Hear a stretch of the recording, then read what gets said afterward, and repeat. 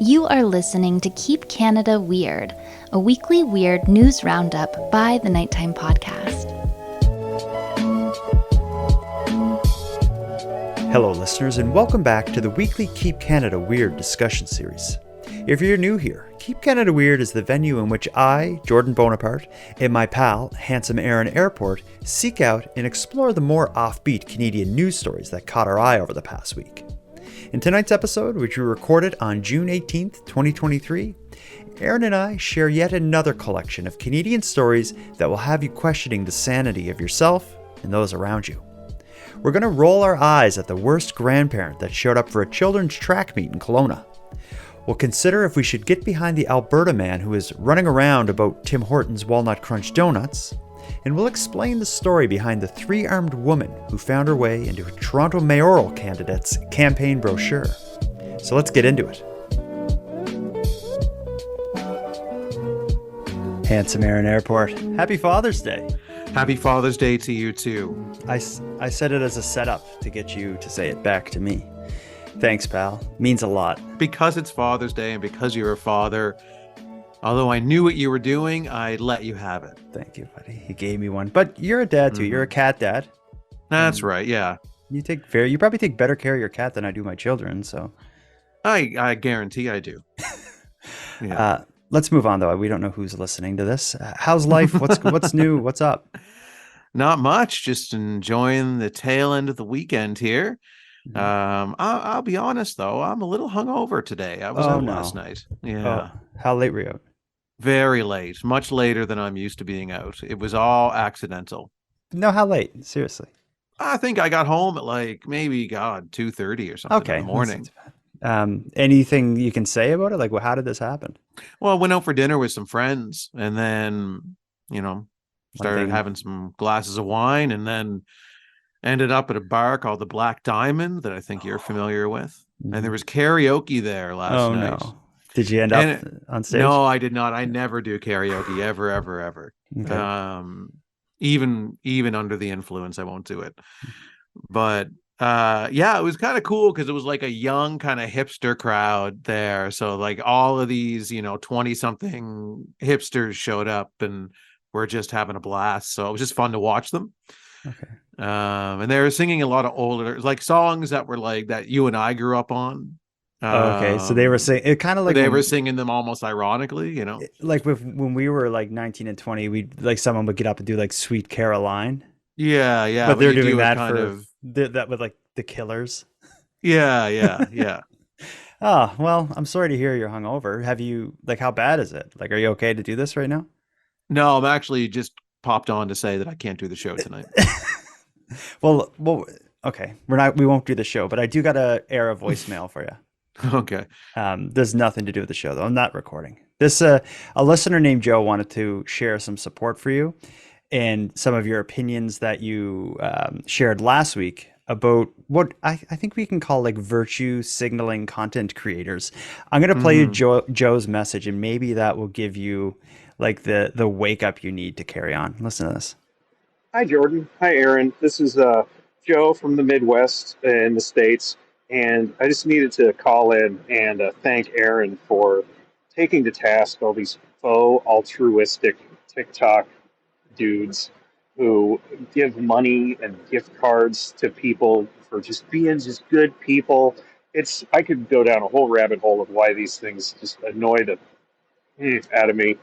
And I just wanted to say it's good to have somebody else on my team. Thanks, Aaron. I really appreciate it because it's really not being a good person, what they're doing. It's really, honestly, what it is virtue signaling, which is pretty ugly and pretty gross. So anyway, just wanted to let you guys know that. Thanks again. Keep up the great work. You guys are really doing a good thing out there. All right. Thanks. Take care. Bye. So you're not the only one who feels that way. Joe was sick of it as well. Mm-hmm. Yeah, Team Joe. Oh, I need a T-shirt or a cap or something for Team Joe. Team Joe. Yeah. When people say the Midwest, do you know what they're talking about? Somewhere in the U.S. What is the Midwest? Is that Ohio? Well, if you go west and then go to the middle of west, that's where the Midwest is. But wouldn't the West just continue? The West is a direction, so wouldn't it just continue indefinitely? And there would be no middle? Well, that's a bigger question for another time. Okay, let's not get into it. Yeah. We got to go quick because I can see you're turning green there. So we got to start ripping into these stories. We got to wake you up. Yes, you're right. We got to, often when we pick up the stories, we end up finding a little theme. This week that didn't happen, but a theme may very well present itself. To keep Canada weird, what we're going to do tonight is talk about the man who's running for Tim Hortons Walnut Crunch Donut. We're going to talk about the interesting way politics and artificial intelligence have merged in Toronto. And then we'll head to Kelowna, BC to hear about the worst granddad at the track meet. Where should we start with this? Let's should we start with the worst granddad? Oh, kick it off. That's a dark start. Let's do it. That's what I think. Yeah, we should just get it over with. I don't know how to set this up other than telling you a little bit about what happened. You may have seen this story in the news because it's been in the news and it's ugly. A woman named Heidi Starr went to her daughter's track and field meet in Kelowna just last week. She thought she'd be cheering her daughter on. Instead, she was shielding her daughter from a nutcase grandfather's accusations. Here's what happened. Mark! In Kelowna last Thursday at the Apple Bowl track meet, Heidi Starr says her daughter was getting ready for a shot put event when a man stepped forward. He said, "Hey, this is a girls' event. Why are boys throwing?"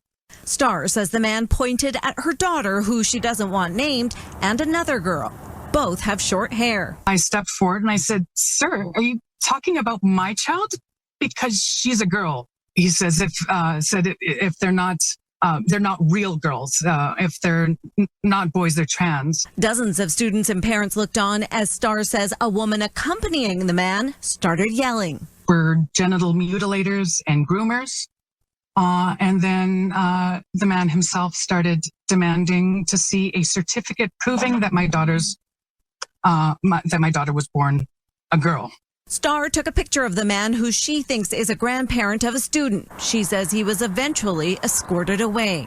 RCMP are investigating. Mounties haven't confirmed the man's identity, and CTV isn't identifying him. A statement from the school district says they've confirmed the identity of those who, quote, accosted the student and will ban them from their property and events.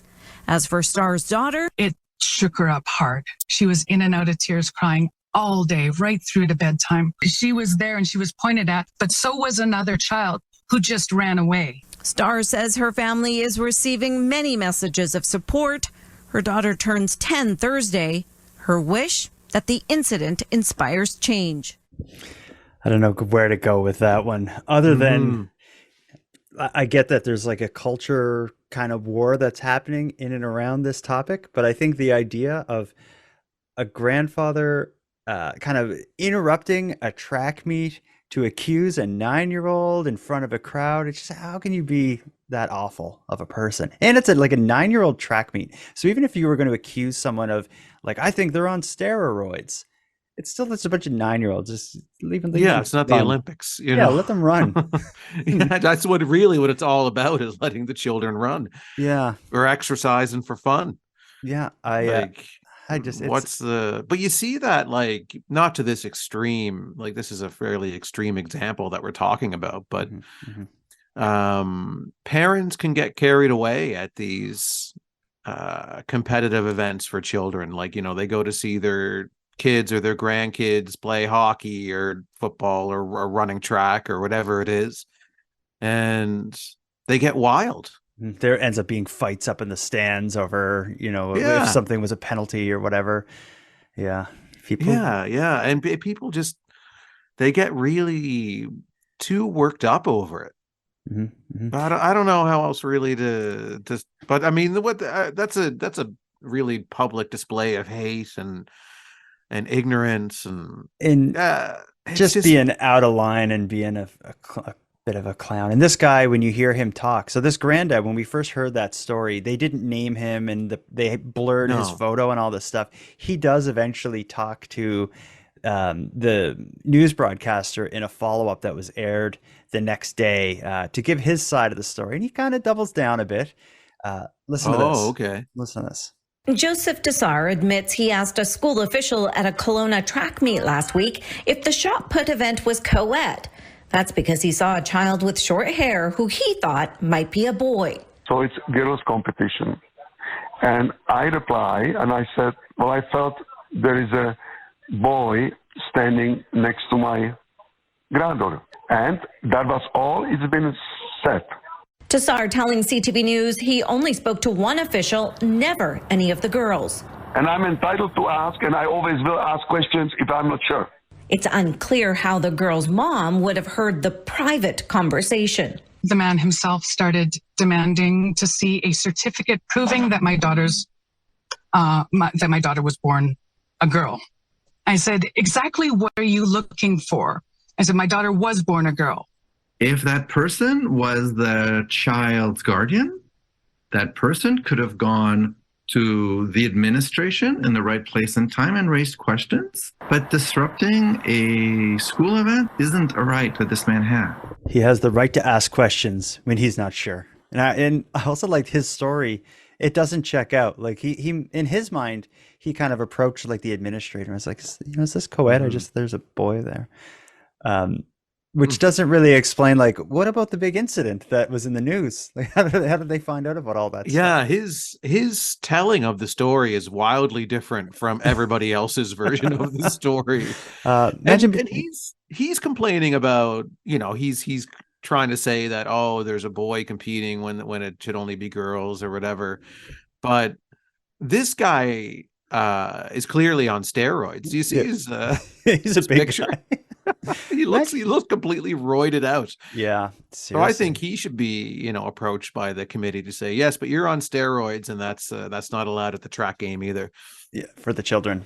Mm-hmm. Imagine being his grandchild. You're at school with all your friends, and your granddad does this kind of display, and he's on the news, doubling down on it. Oh, what a disgusting incident! Oh, what a loser! It sucks for his grandkids. That's going to be dealing with this for however long to come, and to have to try to go to school in the shadow of her completely nutso grandfather. I think I just found the theme for our episode. It's a mini steroids. Theme. No, it's not steroids. It's running. Running. This is the story. Oh yeah, okay, of a track and field meet in Kelowna, BC that got interrupted by a lunatic, overzealous granddad. But we also have another running related story. This is a man in Alberta who is running, to raise awareness for the limited time nature of Tim Hortons Walnut Crunch Donut. We talked about it maybe 2 weeks ago. You had the donut. You thought it sucked. You thought it was a chocolate donut with glaze and a walnut, I believe is how you describe it. Legally a walnut, I'm not sure. That would have to be sent to a lab to see if it was legally a walnut or not. I didn't mind it. I had it. I thought it was okay. But there's a man in Alberta who is taking serious issue with the fact that it's only a limited time comeback of this legendary classic donut among Tim Hortons purists. He wants to keep it on Tim Hortons menu for years to come.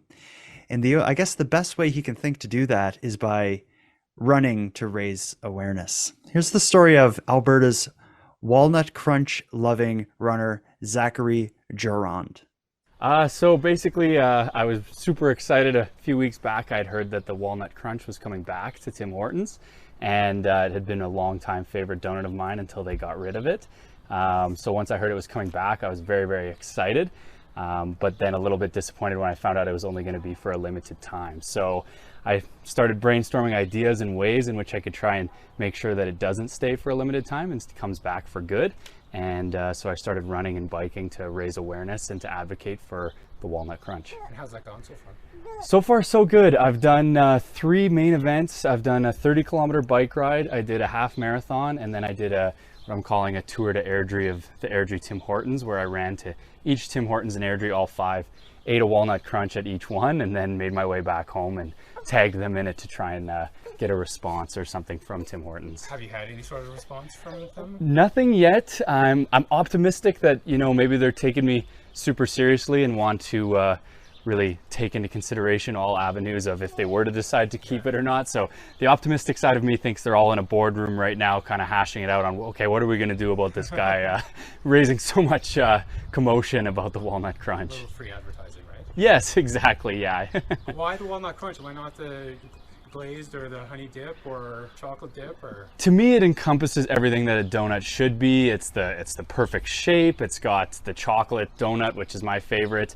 It's got some walnuts in it for protein, and it actually works out to be a really good calorie snack for while running and whatnot, to try and ensure I don't run too large of a calorie deficit while running longer distances. And I guess finally, what's your end game and your hope when this all is said and done, I guess? Well, I'm hoping that they'll either, agree to giving me some sort of challenge or something to ideally keep the walnut crunch, whether that be a long distance run or a petition or fundraise money for one of their charities. Alternatively, I would be willing to negotiate to maybe have it come back every year for X amount of years on a seasonal, if that makes more sense for them financially. It's kind of awkward to listen to because you hear the baby crying the whole time for whatever reason. His baby is cute, so I could see the reporter being like, hold the baby for a sec while we get you there. But to kind of have to soothe the crying baby for a 3-minute interview about running and donuts, it's made for a little awkward. But anyway, as far as this guy's mission, to simply raise awareness, he didn't come straight out and say it, but he did have some demands, either keep the donut or bring it back on a seasonal, rotational basis. I'm not surprised he hasn't heard from Tim Hortons yet, though. Yeah, I'm not surprised either. It's just such a weird thing to threaten Tim Hortons with. Not threaten them, but you would think he would start something and say, I'm not going to stop until you promise to keep the walnut crunch around forever. Yes, that's right. So, I'm going to run. I'm going to keep running laps around this country. Yeah, or I'm going to go on a hunger strike, or until you agree to keep the walnut crunch. But what he's saying is, I'm going to offer to run if you keep the walnut crunch. Yeah, and then everyone and every executive at Tim Hortons is saying, we don't care if you run or not. Yeah, I wonder, because he is a runner. He talked about this is good for when I'm running, and he had running clothes on. So it's not like he just picked up running to raise awareness. He's just doing what he was already doing.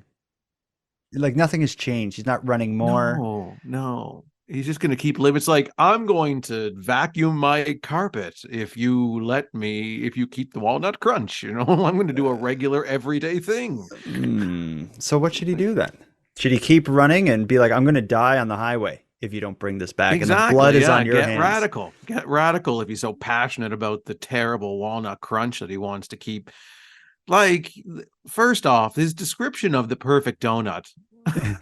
I would like to have any professional chef come on the show and challenge this man's definition of the perfect donut, the perfect shape. Have you seen the shape of the new walnut crunch? It looks like a big blob. It looks like a poop emoticon. It's not terrible. Even because it's flatter and harder. It looks like you dropped dough on a pan and put it in the oven. There's no shaping. It just dropped there. It's just a big blob of chocolate. It's like when your kid leaves out the Play-Doh for a couple of days and you find it in a big gooey ball, hardened in the corner. Oh my God, he didn't put the Play-Doh away. It's perfect. It's a perfect donut now. I didn't know that you could leave Play-Doh out and it turns into perfect donuts. He did the Tour de Audrey, which I believe is a community that has 5 Tim Hortons. He ran from Tim Hortons to Tim Hortons buying a walnut crunch donut and eating it at each. 5 walnut crunch donuts in one day while running. He must have felt like crap after that. Oh my God. And he says it's a perfect snack to run with because the protein in it from the walnuts, or to avoid a calorie deficit. Yeah, it's there's no walnuts in it, man. You're not getting any protein from the walnut crunch. You're not getting any walnuts. I had it. He just meant the he's if I'm out running and I'm burning calories while running, I need something so that I don't, wear myself out. So this, but he mentioned the walnuts too. Did he? The protein. Bring walnuts in your pocket. You don't need to Yeah, this or crap. almonds or something. Oh, this guy's a nightmare. No, actually, I'm going to take that back. In a way, I support this kind of civil. That's not civil disobedience. No, I don't support it. No, it's not. No, it's unsupportable because it's not anything. It hasn't done anything. Yeah, yes. If he ramps it up like 5 levels, maybe then I'll support it. Yeah, if he starts running and refuses to stop unless the bigwigs at Hortons Co. or whatever it's called is gonna, What if he promise to keep the walnut crunch? There was these people who did this protest in Toronto. They had the 401, which is a massive highway, and I guess someone got like a speeding ticket for just going slightly over, and their point was like, if I was going slightly over, I would be going slower than the speed of traffic, and I would have caused traffic to back up. So as protest, what they did was, I think a group of them drove side by side, so they took up all the lanes and drove the speed limit during rush hour and like caused just gridlock behind them. This guy could, maybe as a sign of protest, he could do like a running version of that, where he could run on like the main street in that town as fast as he can, which is slow for a car, and just do it during rush hour. And, maybe continue to do that until Tim Hortons keeps the donut. I think this story is when we get an update to the story, it's probably going to have a dark, kind of a dark turn and twist to it when he shows up at Tim Hortons headquarters with a dynamite strapped to his stomach. You remember me? Remember me? No one took me seriously. We're not going to walnut crunch forever. That's bordering on the story of a crime, which I think will serve as a segue to our next story.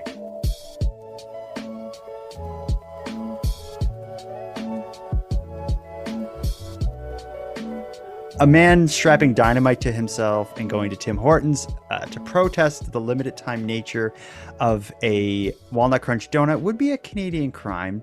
But this next story, which involves maple syrup, canola oil, sadly international borders, and methamphetamine, is also a very Canadian crime story. This one I haven't seen in the news in Canada, but I'm seeing it on international news. And in fact, a listener from New Zealand sent me this story because it takes place in their country. Listen to this. Oh, okay. It ended here, a sophisticated, coordinated takedown of a Canadian crime group in a Melbourne apartment.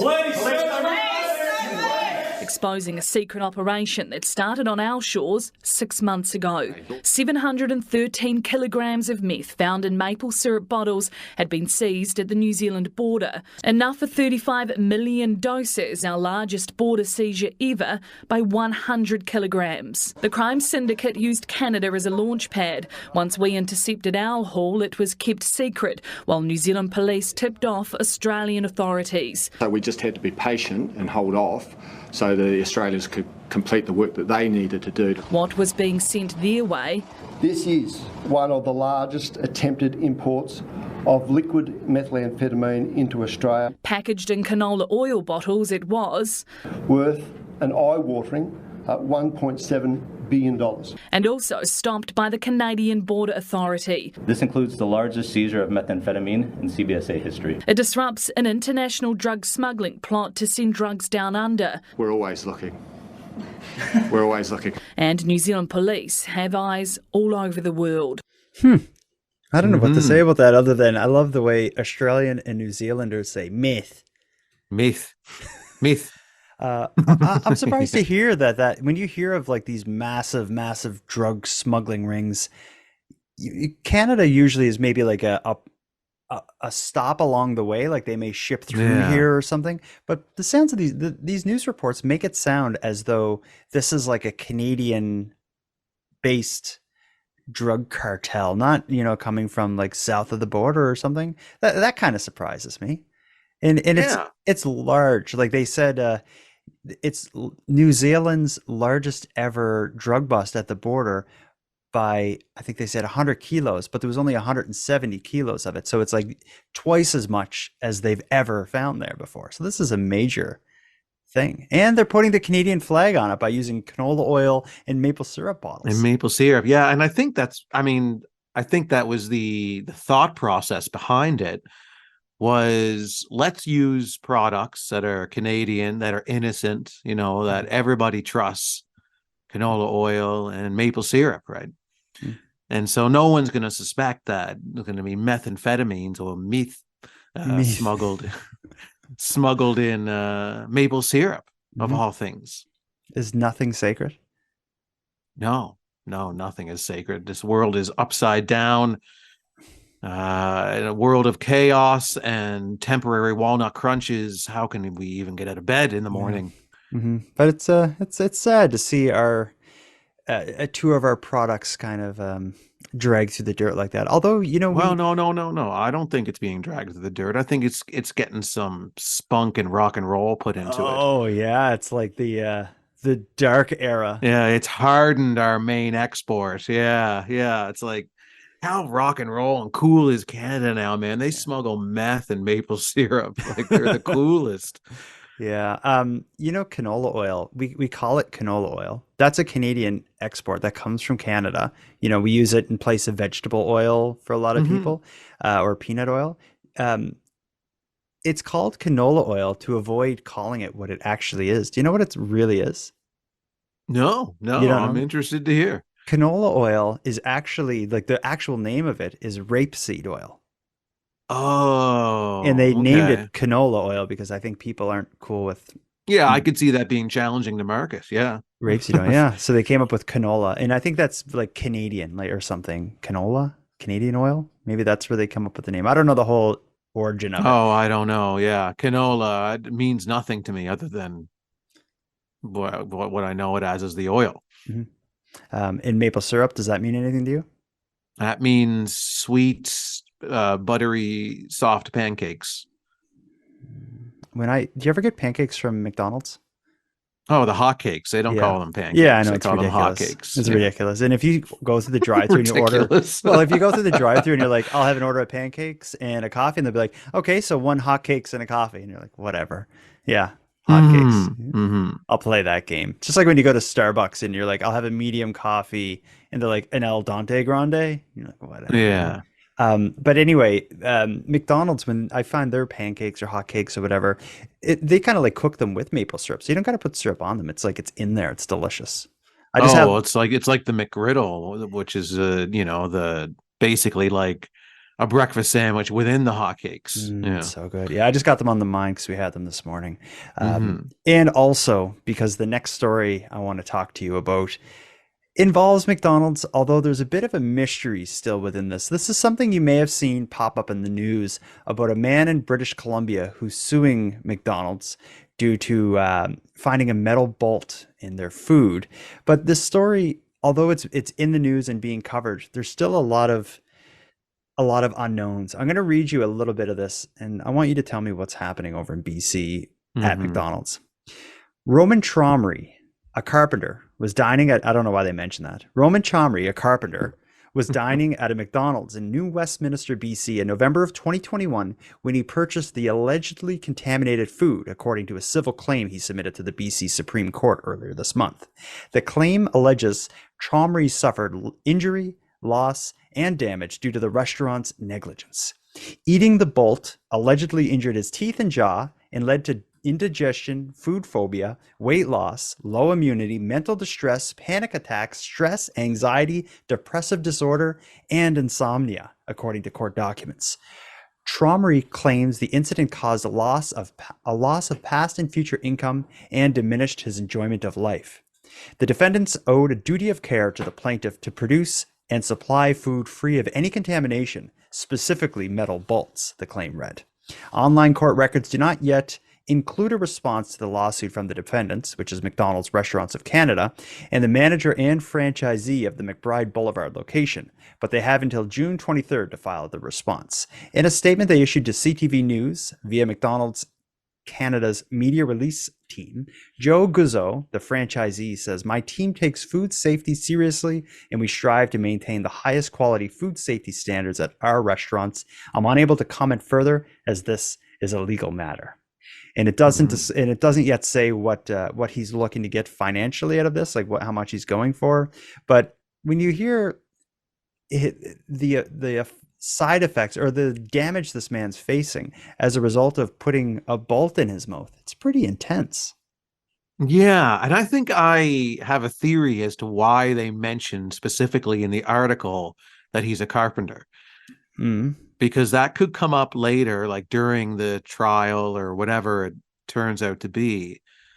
McDonald's might make the argument that because he's a carpenter, it's theoretically possible that he had bolts on him. Oh, and that's how it ended up in his burger.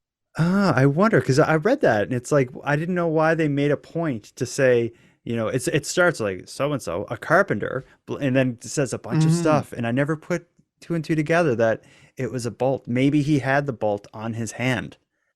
Yeah, maybe it was in his pocket or something. It fell in, you know, out of his shirt. It fell into his food when he didn't notice. And so maybe McDonald's lawyers could say, hey, you know, it's kind of ironic. Probably the guy's a carpenter, you know, and so maybe they're going to try and take that angle with it. Yeah. But even if, regardless of that, in their defense, it sounds like he hurt his teeth in his jaw eating it. So that would tell me he bit into the bolt, and you would spit it out, of course, if you bit into a big bolt, which makes me question, how did he then suffer like indigestion and all these other sort of things? Like if you bit into something and spit it out, how could that give you indigestion? Well, I assumed he swallowed it if he had indigestion issues. How did he swallow it if it hurt his teeth? Like there's no way you'd bite a bolt. I mean, I'm just trying to wrap my mind around it and think, you know, put myself in the moment. He bites into it and maybe just assumes, I don't know. And swallows it afterwards. Bite? Like, you know, you bite into something and there's like a bone. I usually stop chewing and then I go in for closer inspection as to what I just bit into. And it's like, you don't even think about it though. It's an immediate thing. When you bite into something, you're like, whoa, like what the hell? But imagine a bolt. That's not like biting like, you know, a little like piece of a bone or something like that. Unless it's a very tiny bolt. But like, I don't know. I'd have to see pictures of it. There's a lot we don't know. There's a lot we can't see right now. But we do know it's a carpenter, and it's kind of ironic that a carpenter managed to bite into a bolt. Yeah. Is that ironic, or is that just... Well, I don't know. I don't know if it's ironic, but it's just... it's certainly interesting. If anyone has a bolt sticking in the collar of their shirt that they didn't know about and they lean in to bite a burger and it falls down into the burger, it's probably a carpenter.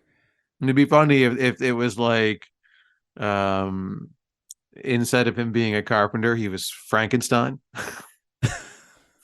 That wouldn't be a bolt, though. That'd be... No, he's got bolts in his neck. Oh, yeah, bolts in his neck. I'm mixing up a bolt and a nut. Yeah. He's got bolts in his neck. Okay. So he'd be like a monster, Frankenstein. Yeah. Bit into. But now that I'm thinking of it, in my mind, I was playing this out with the guy biting into a nut. Like you were thinking of a nut. Yeah. A bolt is even worse. A bolt is generally bigger. Yeah. Okay. I don't know. But I'm only picturing the cartoonish Frankenstein bolts in a monster's neck. Yeah. Well, I don't know where this is going to go, but we'll have to follow this. Our theme is quickly turning from running to Halloween very quickly. Yeah. Well, there's not a lot of running stories in the news this week. No. We'll have to get running on that. Yeah. But how are you feeling? I know you said you were hungover. I was just glad we didn't record tonight because, you know, I just wasn't feeling up to it. But it was nice just to kind of hang out with you. Yeah, catch up. Yeah. We'll reschedule for like maybe midweek if you're not drinking. Yeah, I can't. I can't predict the future. Before I let you go from this phone call, anything you got coming up? Anything on your mind? Well, should we do one more story? I will. Oh, I forgot. Who's hungover now, mister? I forgot my favorite story of the entire... I know, you were pumping it up earlier, and the next thing you know, you forgot completely about it. I'm like, he's trying to sign off on me right now. I'm hungover, I guess. It's too much partying on too many flea markets for you. Well, you know, I'm into AI, artificial intelligence, chat GPT, people putting in prompts and making like the computer come up with cool images and stuff and such. I do it and I'm into it, and I think of how it's going to affect the world in the future, because I'm thinking that's kind of years away. But no, it's actually becoming a political matter right now in Toronto, as a Toronto mayoral candidate used AI generated images in a like kind of a pamphlet, like a campaign brochure, not realizing that AI certainly isn't perfected yet. Listen to this guy's blunder. They look like concerned Toronto citizens, but look closer. The woman on the left appears to have a third arm and an extra hand touching her chin. The bizarre image was part of the campaign material for mayoral candidate Anthony Furey. Staff confirmed the image was generated by artificial intelligence, which can generate realistic pictures from text prompts. Other images in his materials also appeared automatically generated. A photo of tents in a park seemed to show more tents than news footage, and this photo of street disorder is a lot worse than real footage of supervised injection sites. Observers say the tech is so easy to use and so convincing, we are already in a new era of campaigning. How and when do they promote kind of misinformation or disinformation or an illusion? Take a look at how quickly this can be done. I can type in Toronto tent city, and within a couple seconds, you get all of these images. Easy to generate, but if treated as photos, they could mislead voters. We won't be able to distinguish the real thing from the representation. The representation may take over. We caught up with Fury at a campaign event. What was a three-armed woman doing in your campaign brochures? I'm kind of, I guess, flattered to see that the biggest complaint was an odd image that made its way into that document. But admitted it might not have gone as planned. It's an early technology, and I'm all about embracing new innovation. I'm going to bring that to City Hall, but the new stuff, clearly we've shown that there's some things to be ironed out. You know, he did a pretty good job of swinging it as a positive. Like his response when asked that question at a campaign event, which seemed to be him standing on the sidewalk, was he said, like, I'm flattered that was the one thing you could criticize in there, and I like using new technology, and I want to bring that into the head office or whatever of Toronto. I think he did a good job of swinging it in his favor, but ultimately, that's just, I hate AI images and when people use them like that for any reason other than entertainment at this point. Well, because it's not perfected yet. So like anytime I've used ChatGPT, or you always have to proofread it. Mm-hmm. So if I got ChatGPT to write me something or anything, I always read through it and kind of play around with it a bit. Like it doesn't completely spit out a perfect product yet. Yeah, and it doesn't spit out a perfect image. It's odd when you look at it. You see the woman's arm. She kind of has her arms crossed, and she has, whatever color. It's like a red shirt. But then there's a separate arm with like a different color shirt on that she's resting her chin on. Pretty ridiculous. I'm surprised at this.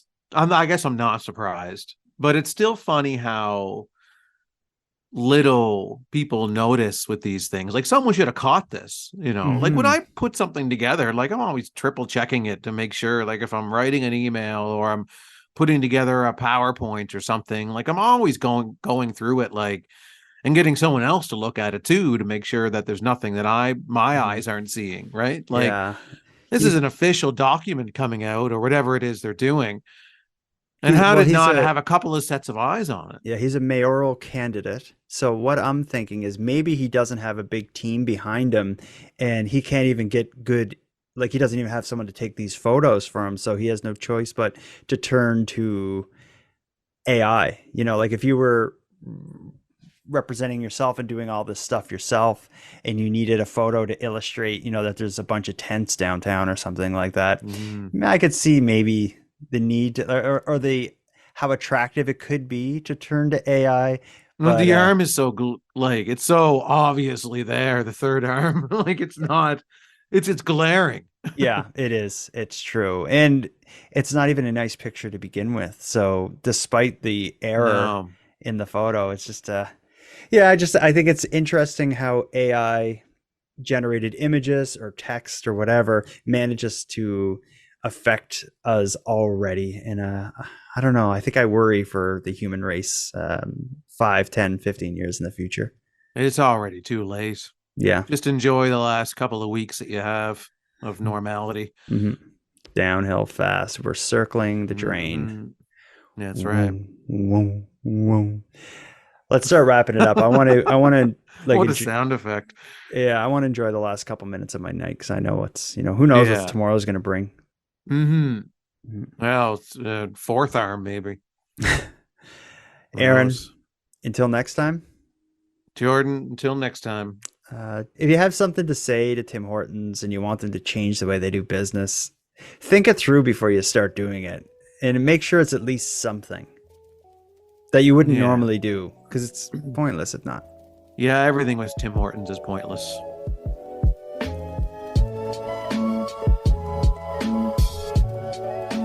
I want to thank you for helping Aaron and I fulfill our mandate to keep Canada weird. But let us also call out to you for even greater support in this mission.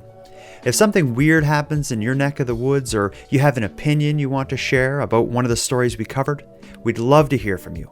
And the best way to contact us is via voice memo sent at nighttimepodcast.com/contact. Now, before we part here, I'm going to end with some thanks. First, a big thanks to Handsome Aaron Airport for sharing another evening with me and with you, the listeners of Nighttime. A big shout out to the internet's favorite cult leader, Unicole, who provides this series' intro and outro voiceovers. And lastly, but most importantly, a massive thank you goes out to each and every one of you who listen to Nighttime, as without your interest and your support, this show would be as pointless as it would be impossible. Now, on the topic of support, let me thank the newest subscribers to the premium feed, Lindsay, Merritt, and Katie. Thank you for going premium. And for anyone else out there who wants to support the show, you can do it in a variety of ways. First of all, a premium feed subscription costs only a couple dollars a month and both funds the creation of the show while giving you the episodes 2 days early, giving them to you ad-free, and giving you access to a full back catalog of episodes and bonus content. If that sounds good, go premium now at patreon.com/nighttimepodcast. And if you don't want to go premium, you can still help the show by simply sharing this episode on social media and letting your like-minded friends know what we're doing here. If anyone listening has any story ideas, wants to give feedback, or would like to contribute a question or a talking point to be aired in an upcoming episode, you can do all that and more at nighttimepodcast.com. We hope to hear from you. But until then, take care of each other, hug your loved ones tight, and let me know if you see anything weird. Keep Canada Weird is written, hosted, and produced by the Nighttime Podcast.